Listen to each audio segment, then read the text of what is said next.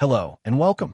Today I'll demonstrate how to convert 3ds format to AMF using MiConvert's free online tool. Let's begin. Start by searching 3ds to AMF converter on Google. MiConvert.com should appear as one of the top results. Click to open it. This is the dedicated 3ds to AMF conversion page. The tool supports batch conversion and maintains quality during the process. To begin, click Choose File to open the file browser.